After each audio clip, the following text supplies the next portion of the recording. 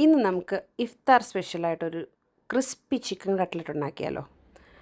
നമുക്കപ്പോൾ അതിനായിട്ട് ആദ്യം വേണ്ടത് ഒരു പാനിൽ ചിക്കൻ്റെ ബ്രസ്റ്റ് പീസാണ് എടുത്തേക്കുന്നത്. അതിനകത്ത് ഉപ്പും കുരുമുളക് പൊടിയും കൂടി ഇട്ടിട്ട് നന്നായിട്ട് കുക്ക് ചെയ്യുക. കുറച്ച് വെള്ളം കൂടി ഒഴിച്ചോളൂ.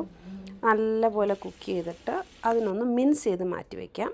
പിന്നെ ഒരു പാനിലേക്ക് ഒരു 2 ടേബിൾ സ്പൂൺ ഓയിൽ ഒഴിച്ചിട്ടുണ്ട്. അതിലേക്ക് ഒരു 2 വലിയ സവാള കുറച്ച് ഉപ്പും കൂടെ ചേർത്ത് നന്നായിട്ട് വഴറ്റുക.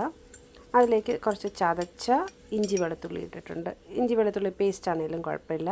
അതിലേക്കൊരു വലിയ ടേബിൾ സ്പൂൺ മല്ലിപ്പൊടി, അതേ അളവിൽ തന്നെ മുളക് പൊടി, കുറച്ച് മഞ്ഞൾപ്പൊടി, കുറച്ച് ഗരം മസാലപ്പൊടി, കുറച്ച് കുരുമുളക് പൊടി, അതെല്ലാം ഓരോ ടീസ്പൂൺ മതിയാകും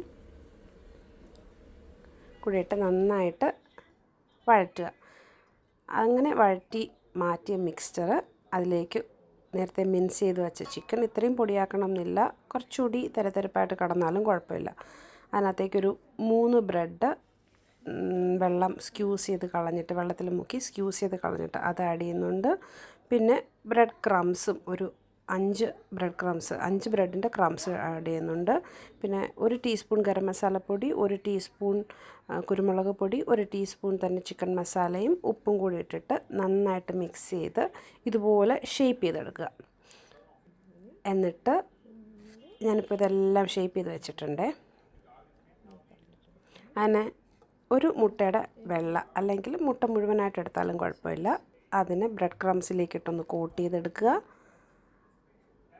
എന്നിട്ട് നമുക്ക് എണ്ണയിലിട്ട് നല്ലപോലെ ഡിപ്പ് ചെയ്യുന്ന രീതിയിൽ എണ്ണയിലൊന്ന് ഡീപ്പ് ഫ്രൈ ചെയ്ത് എടുക്കാം, അല്ലെങ്കിൽ പാൻ ഫ്രൈ ചെയ്ത് എടുക്കാം. അങ്ങനെ നമ്മുടെ ക്രിസ്പി ഇഫ്താർ സ്പെഷ്യൽ ചിക്കൻ കട്ട്ലറ്റ് റെഡിയാണ്.